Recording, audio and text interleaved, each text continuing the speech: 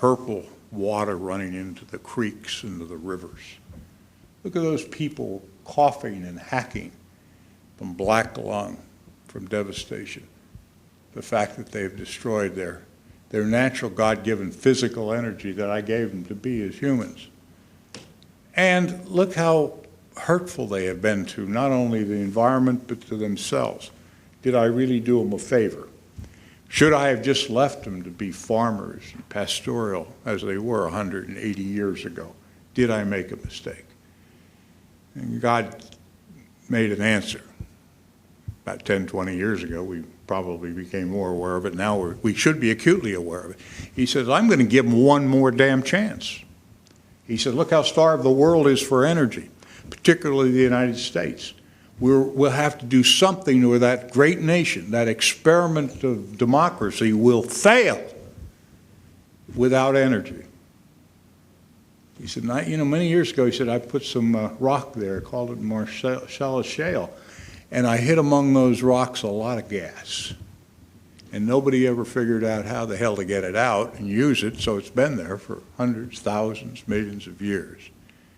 So I'm going to give them the technology now, the awakeness, to pump water in, drive that energy out, and let it be used. And what does it amount to? It probably amounts to the wealthiest energy field in the world. That's what some of the estimates are now. And we're sitting right on top of it today. Now the question is, how is it going to be used, what it's going to do? What is it going to do for the individual, you or I? One of you, if you own a 600-acre farm in Susquehanna County, I can tell you what your anticipated income will be for the next 30 or 40 years. Somewhere close to $1 million a year in royalty alone.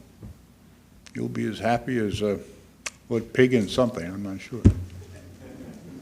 There are 1,000 farmers in Lycoming County last year that received an average royalty check from gas companies of already developed wells, 1,000 of them, of $990,000 on average.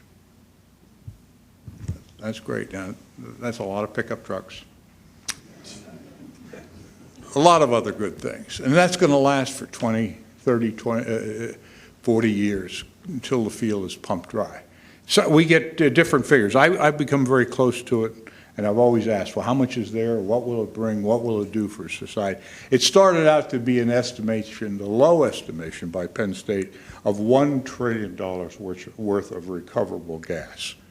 Now the last figure, they feel that it's unquestionably significantly higher than that. They're now estimating $7 trillion of recoverable gas.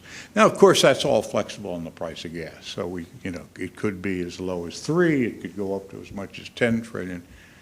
A trillion here, a trillion there. It really doesn't matter after a while.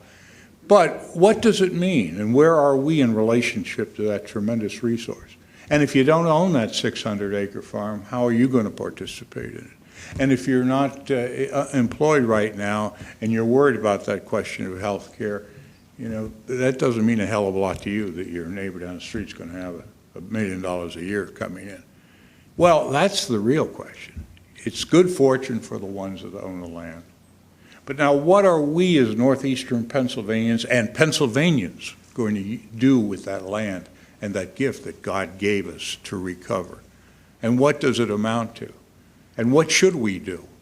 And how should we participate? Should we sit here in this room and be passive and get as much information about existing, quote, programs and grants, or should we participate and make our future? And my argument is obviously the latter.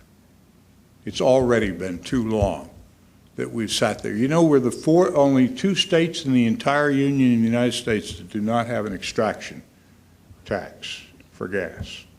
I know you couldn't give me one of them, could you? 1 out of 2? Certainly the advancement of Pennsylvania. How many of us know where that gas is located and who owns the surface and mineral rights, and what have we thought about it? Would you be surprised to know about 30% of the land that covers and controls the mineral rights of that gas is owned by God, you, the Commonwealth of Pennsylvania. I think you're a citizen of the Commonwealth. If you are, you own some of that gas. damn good part of it, 30% of it. So if it's $1 trillion, say $7 trillion, because I think that's a safer estimate.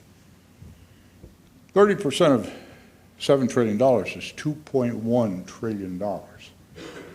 That's what should be in the Commonwealth's coffers from that great wealth. If you imposed, and the Commonwealth imposed a tax, an extraction tax on average, going from the high to the low across the country, of about 10%, and that would be the average tax extracted in the United States for extraction of minerals, it would generate about $700 billion if the value was $7 trillion. Possibly $2 trillion, tax revenues of $700 billion. Now, those are big figures and big numbers. We can't, really, when you think about it, it's almost unimaginable what we have. Now we have several choices. And what we're doing right now, guess what we're doing? We're signing up our gas rights in the Commonwealth and letting Oklahoma and Texas gas companies recover 85% of the value, and we're going to take a royalty of 15%. That's smart. That is the smartest thing I've ever heard of. Give 85% of your assets away so somebody can spend the money to drill a field that has already had 1,300 wells drilled and practically no losses. So you're not at risk when you're drilling in the Marcellus. So the only question your risk is how profitable your well is going to be. That's the risk. And most of them turned out to be fantastically profitable. Matter of fact, the most profitable producing wells in the United States exist in this field a little to the west of where we are right now. So the question that I see in my mind is what's wrong with Pennsylvanians now with this second gift that we've had, that we can't realize what's there? And we're stressing and straining to create employment. We're stressing and straining to clean up our environment.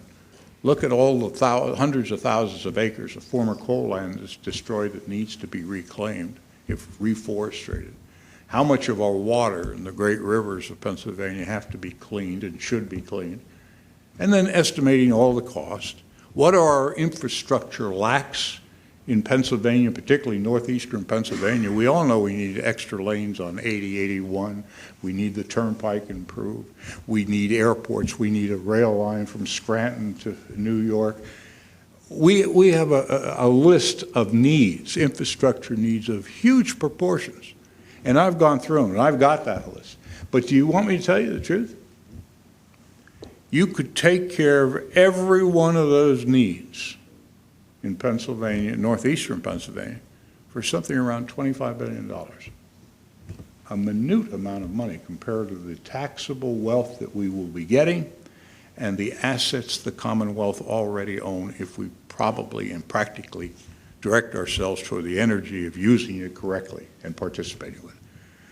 Now that's part of our challenge. I'm not trying to detract from this, but it's energy.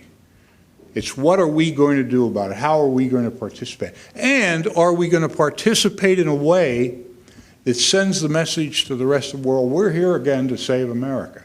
We've got enough energy in the ground to provide all the energy needs of the United States for at least a decade or a decade and a half. Means that before we get to hydrogen energy and other forms of energy of the future,